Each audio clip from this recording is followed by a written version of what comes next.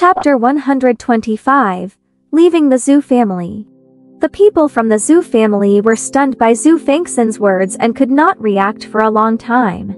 In the Xue family, apart from the old master and the master, everyone else had to live by Madame Xue's standards. Forget about contradicting her, they did not even dare to show any disrespect. Even her biological sons and grandsons had to be careful when facing her. That was not all. Even the master of the Xue family had never said such biting words to Madame Xue. Xue Fanxin's sharp words just now could be said to be unprecedented in the Xue family. So the people in the room were so shocked that they could not react for a while. They stared at her in a daze, their eyes filled with disbelief. No one imagined that a little girl from a small place outside would dare to scold the madam of the Xue family. They really did not know if she was stupidly brave or if she did not know the immensity of heaven and earth. Madame Xue was furious. She was fuming and had even lost her rationality. Ignoring everything, she pointed at Xue Fanxin and started scolding her, "You impolite wild girl. How dare you talk to me like that? You're revolting. Damn girl, do you know that with one word from me, you'll have no place in the Xue family?" In her opinion, Xue Fanxin must be craving to return to the Xue family, even dreaming about it in his sleep. His granddaughter should be the same. With a single word from her, though, the duo could forget about returning. "Chi-Chi, do you think I care about this dogshit Xue family? Grandpa, let's go." Xue Fanxin forcefully shrugged off the old master's hand. Without asking for Xue Fanxin's permission, she dragged him away and left the way she had come. Signer, Xue Fanxin was rather troubled. Although he wanted to stay behind to guard his father's spirit, the granddaughter who had accompanied him for more than 10 years was still more important to him.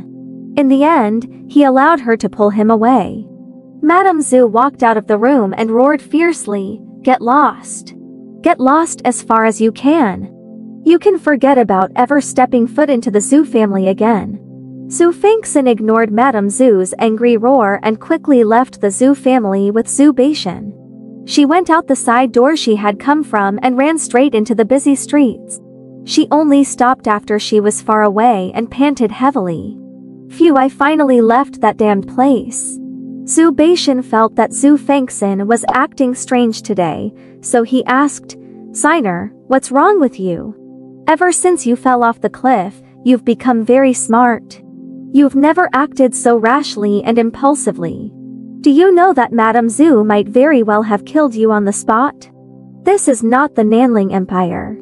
Lowly people like us are no different from ants. No one will care even if we die. Grandpa, wasn't I doing this to take you away from the Xue family as soon as possible? That was what great-grandpa wanted. Even if I want to leave the Xue family, I can't." Xue Fanxin had not completely understood what Xue Fanxin meant. He only reacted slowly halfway through and asked in confusion, "Signer, what did you just say? That was your great-grandfather's idea?" Xue Fanxin nodded heavily and replied, "Yes. Just now, when great-grandpa grabbed my hand tightly, he used what little spirit energy he had left to write on my palm. At first, I didn't understand what it meant either, thinking that he was scratching my palm. After he passed away, the words he left on my palm remained there, constantly repeating on my palm. It was precisely because her great-grandfather had left the words in her palm that she was in such a hurry to leave the Xue family. She did not hesitate to argue with Madame Xue and offend a big shot. Of course, she had her own reasons for doing this. She wanted to help her grandfather vent his anger. "Signer, what did your great-grandfather write on your palm?" Xue Fanxin asked solemnly. Now that he thought about it carefully, he felt that his father had been strange before he died. Why was his father so excited when he saw little Signer?